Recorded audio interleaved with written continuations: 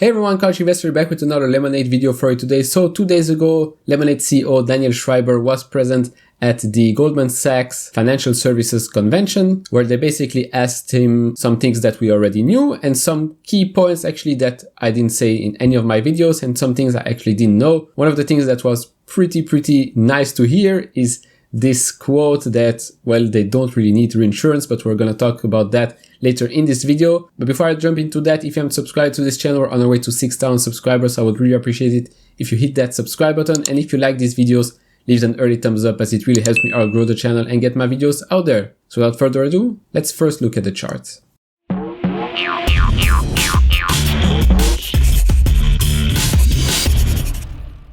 Alright, so a very quick little analysis here because we did one just a couple of days ago. So as we can see here, we had 2 red days. I was afraid there was going to be a third one.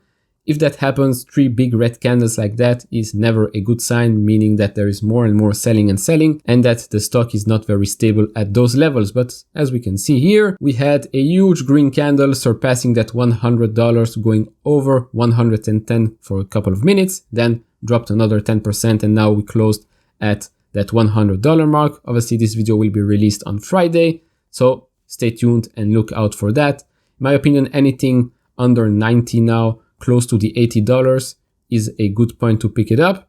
And if it goes even lower, obviously even better. All right, so first big point is Lemonade's big tech advantage. He talks about that loss ratio that has dramatically improved over the years without really increasing the prices of Lemonade as a whole. I think he said that they only increased the price only one time. So all of that improvement in that loss ratio is really thanks to AI, machine learning, and obviously the machine that is the company that is learning as well. This is something that is unprecedented, he said, obviously for companies that are not really built on technology, especially not in the insurance industry, having such a reduction in loss ratio. I think they started with a loss ratio of, 300.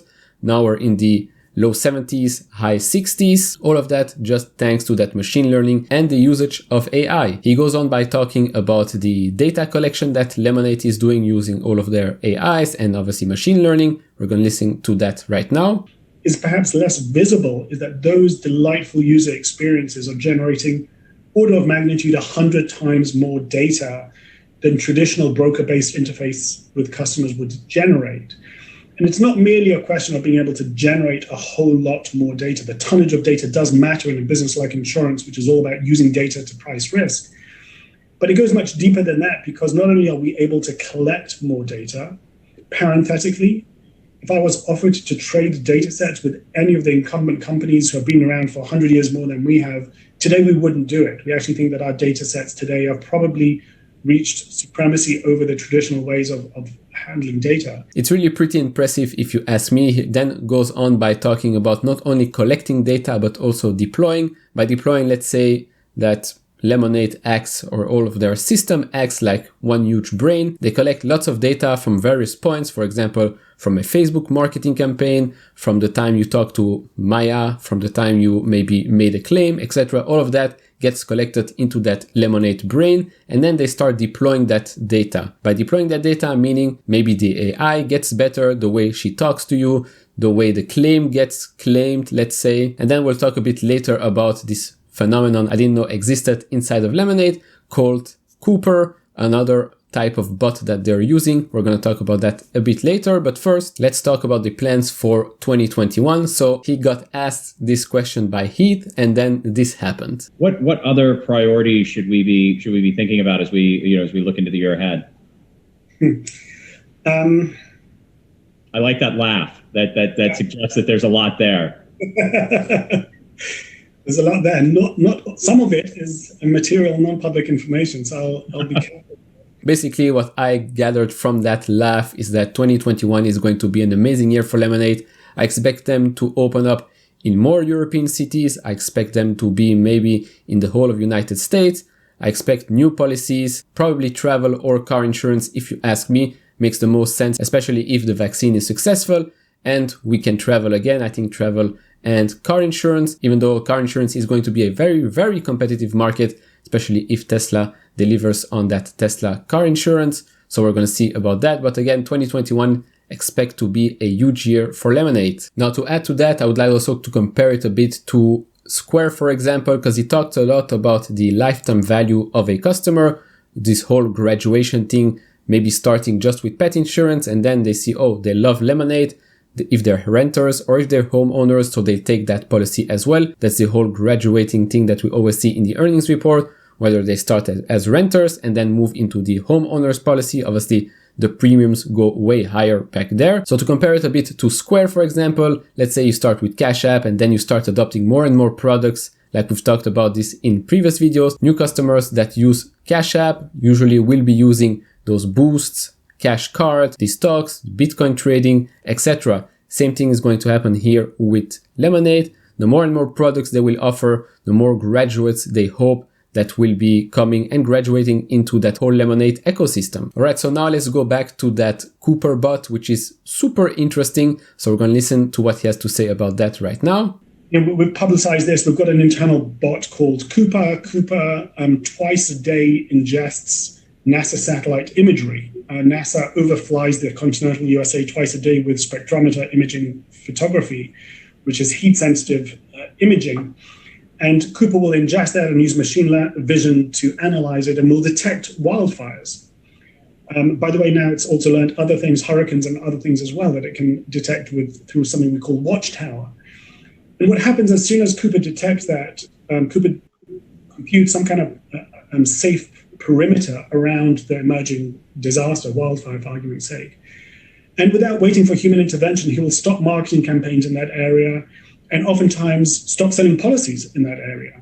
Now again, obviously we can go even deeper in that, but then the video will be way too long. But again, this goes back to the point of a company that is being built on technology is just miles ahead of a company that was not built on technology. Like I said in my previous video, I compared Amazon to Walmart. But now let's take another example, Tesla's autonomous fleet. Let's say they get their fleet next year or in 2 years or something like that. And the other companies only do that in 3 or 4 years. That little gap of 1 year or 2 year difference is a huge gap if you compare that to millions of miles of data collected for Tesla. Even and when the other companies will probably release their own autonomous fleets, again, Tesla will just be miles ahead, no pun intended, than the other companies. And the same thing here with Lemonade. Again, insurance company or any other company that is built on technology will have a huge advantage right now over other companies that were not built from the ground up on technology. And last two things which were pretty impressive if you ask me, one is about reinsurance and another is about the life insurance that they will be deploying pretty soon. So first, let's listen to that reinsurance statement. We don't actually need reinsurance. We are a licensed insurance carrier. The great state of New York and other states that follow them have given us licenses, and as have the Europeans, in a way that is independent and not beholden to reinsurers. So we own our own underwriting entity. And if July 1st had ticked over and we hadn't got these fabulous terms for reinsurance, we'd have continued to write policies, we'd have continued on our business, it would be absolutely fine. Which means that when we go out looking for reinsurance, we're looking for reinsurance that makes sense for us, that will lower our cost of capital, that will lower volatility, but that will do it at a price that works for us. Now, if you ask me, him making that statement is getting me even more excited about the company. Unlike what haters think or say about Lemonade, I feel they are very well positioned right now. Maybe they are a bit light on cash. Well, they're obviously using their cash to expand, to get more policies out there, etc. But in my opinion, like I said in my past videos, I believe that once they have a healthy or healthier balance sheet, they will probably stop using reinsurance or only use reinsurance for those high-risk policies, high-risk areas. The fact that he just said that they don't really need reinsurance speaks volumes. Now, regarding the life insurance that they are deploying, if you don't know, Lemonade is not really the underwriting party of that insurance policy. They are acting like agents, and here is why. Insurance companies are not allowed to write life insurance.